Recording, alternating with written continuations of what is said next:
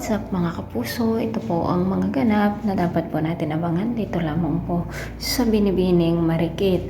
Nakonsensya na nga po si Pia dito sa pagkikipagkampi niya sa maldita o mga kriminal na sina Angela at Soraya, kung kaya't nakipag-usap nga siya kay Ikit at humingi siya ng tawad dito sa kanyang nagawa mga kapuso, at sasabihin nga niya kay Ikit na may kinalaman nga po si Soraya dito sa pagkamatay ni William. Samantala mga kapuso, hihingi nga ng tulong si Ikit dito kay Mayumi upang tulungan siyang makita o mahanap ang kanyang ina na hindi niya alam na mag-ina nga pala sila mga kapuso.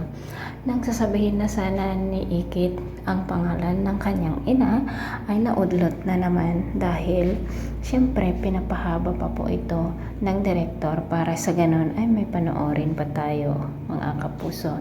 Samantala, sa pagkakataong ito ay tuluyan na nga kayang isusuplong ni Ikit sina Soraya at Angela para sa ganun nga ay mabigyan ng katarungan ang pagkamatay ni William na asawa ni May Smith.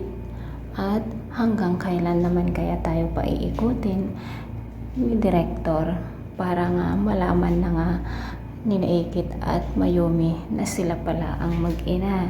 Abangan po natin mga kapuso kung hanggang kailan ang kasamaan ni Angela at Soraya at kung hanggang kailan din naman i-reveal ng Direktor sina Ikit at Mayumi kung hanggang kailan sila magkakilala na sila nga ay mag-ina. Thanks for watching. Maraming salamat po sa walang sawang panonood. Bye-bye.